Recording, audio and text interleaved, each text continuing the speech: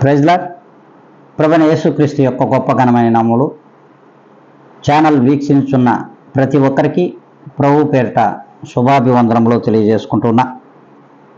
ఈ దినం గొప్ప దినం, సుదినం, పరిశుద్ధ దినం, పునరుద్ధాన దినం, ఆదివార దినం. ఈ దినమున దేవుడు మనందరితో సూటిగా తన లేఖనముల ద్వారా మాట్లాడుతున్నాడు. అది 145వ కీర్తన 18వ లేఖనం. తనకు మొరపెట్టు వారికందరికీ, తనకు నిజముగా మొరపెట్టు వారికందరికీ యెహోవా సమీపంగా ఉన్నాడు. ప్రభువుల వారు ఎవరికి సమీపంగా ఉన్నాడు? తనకు మొరపెట్టు వారికి. అంతేకాదు, నిజముగా ఎవరైతే ఆయనకు మొరపెట్టుకుంటారో వారికి దేవుడు సమీపంగా ఉన్నాడు. నిజముగా మొరపెట్టుకుని వారు ఎవరు? మరి మొరపెట్టుకుని వారు ఎవరు? దేవుడు స్పష్టంగా ఈ దినమున మనందరితో మాట్లాడుతున్నాడు. మొరపెట్టుకుని వారు అంటే అవిశ్వాసులు. దేవుని నమ్మనట్లుగా ఎవరైతే ఈ లోకంలో జీవించుచున్నారో వారు మొరపెట్టుకుంటారు. నా మొర వినలేదు, నా మొర వినలేదు, నా విజ్ఞాపన ఆలకించలేదు. మరి నిజముగా మొరపెట్టుకుని వారంటే ఎవరైతే స్థిర విశ్వాసులు ఈ లోకంలో ఉన్నారో,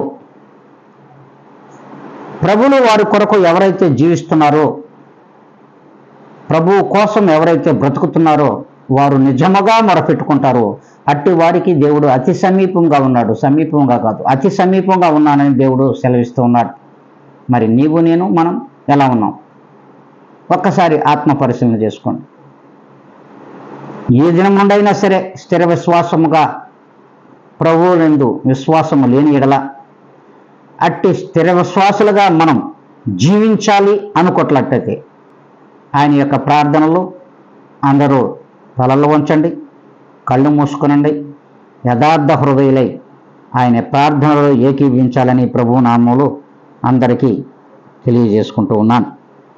మహాగణుడా, పరిశుద్ధాత్మ దేవుడా, పరిపూర్ణుడా, కృపా సత్య సంపూర్ణ నా తండ్రి, నీ పాదములకు 80 వందనములు, స్తుతి స్తోత్ర అర్పణలు సమర్పించుకుంటూ ఉన్నాం.